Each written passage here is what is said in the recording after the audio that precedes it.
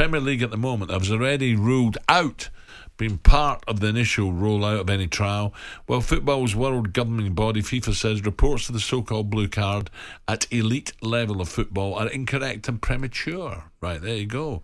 We don't want it here, do we? Right, we've been asked for calls this morning on this topic, or maybe you do. And Paul, the Palace fan, has given us a ring, and it's a very good Friday morning. Good morning to Paul. Hi, How you Paul. doing, Paul? How you doing, lads? You all good? Yes, thank you. Really good. And you got a big game at the weekend, but what about this blue card nonsense? Right. So I refereed at quite a decent level after 7 years, and then in my 8th year, I had to quit refereeing because I got assaulted on the pitch.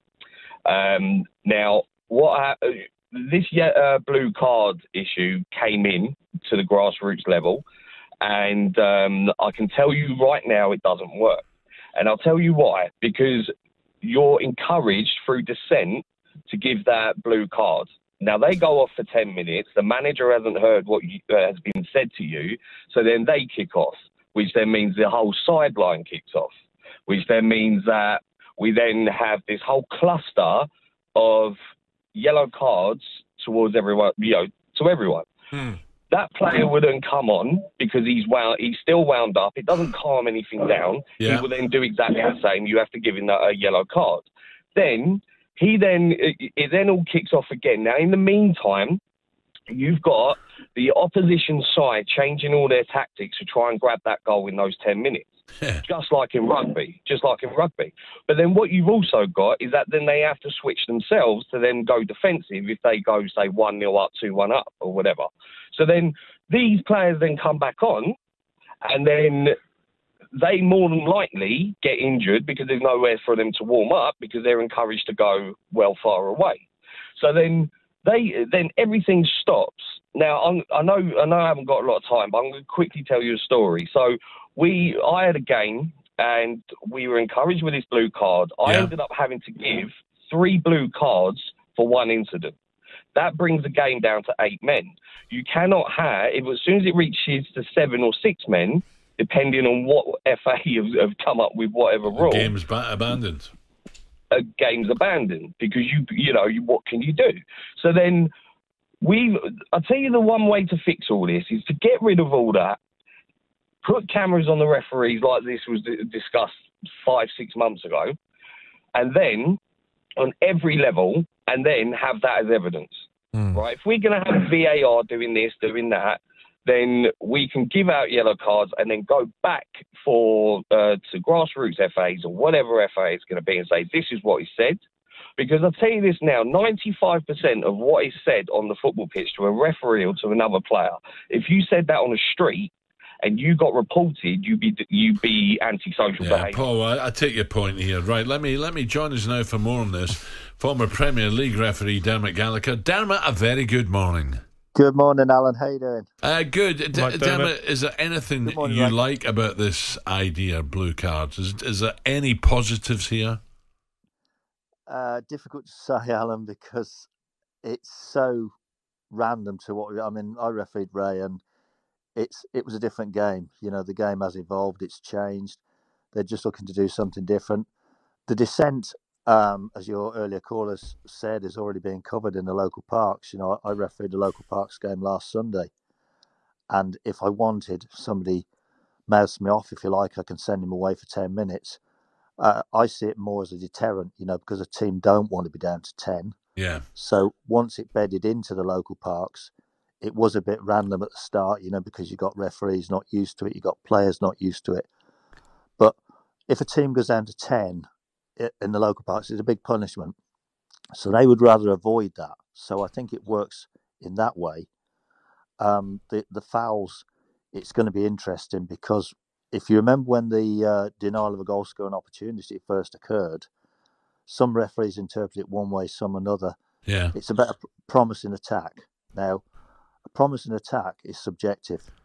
I decide, is it a promising attack? Another referee might have a slightly different tolerance level. So it's not as black and white as you think. But they're adamant they're going to trial it. And I think they're going to trial it because at the moment you see a promising attack and the punishment doesn't seem right, a yellow card, in view of how it breaks up and possibly stops a good goal scoring opportunity. Yeah.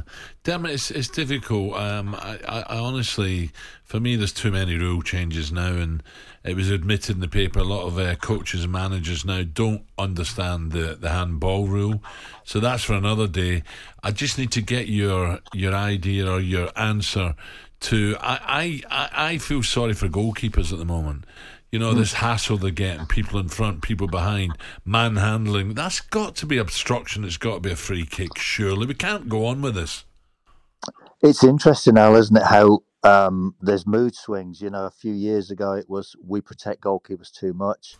Now we've got a situation we saw at Everton last week where Everton obviously identified this. The first minute the ball was put by McNeil straight under the bar. The goalkeeper was crowded out. Goal was scored on about the third corner. And I actually felt there wasn't too much wrong at the third corner, but the kickback is, well, you know, the goalkeeper's only got a little push, and you think you've had a complete mood swing altogether, you know. But that's how football is, isn't it? It goes in cycles, you know. And going back to this blue card, that's how it is. FIFA or IFAB have obviously said we've got to change something. You know, something's got to give, and it's their idea. I don't know if you remember years ago when Ray played and I refereed, we had the yellow card move the ball forward 10 yards. Yeah. You know, for 3 years in the Premier League. The first year it was absolute carnage because you moved it forward and it got moved forward at Old Trafford. I don't know if you remember, and the ball was about 10 yards from goal, and it was almost impossible for the referee to get everybody back. So the second and third year they decided up to the penalty area only, which again was an advantage for the team kicking. But after 2 or 3 years, IFAB decided, well, universally people don't want it, you know, so it was scrapped. So we had it in the top league. I thought it worked, but it didn't come about. This people think won't work. And I know it's the Premier League have already said, well, they want to see how it works before they implement it themselves.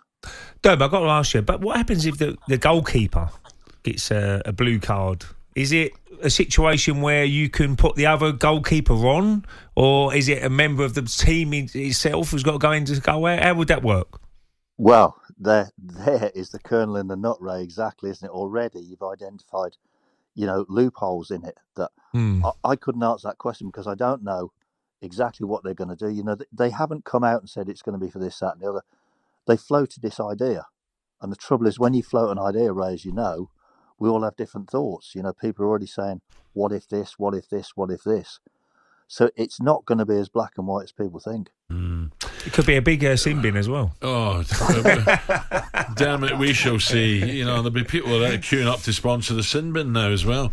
Damn it, have a great weekend. Cheers, Thank Dermot. you. And to you both. Ex-Premier Dermot Gallagher there. Oh, That'd be interesting, wouldn't it? You can imagine it. You could be packed in the old sin bin. Yeah. All right, mate, what are you doing the weekend? Yeah. We'll try and win this game and whatever. talkSPORT Breakfast with Alan Brazil. Thursday and Friday morning, 6 till 10. On AM, on DAB, via the talkSPORT app and on your smart speaker. talkSPORT.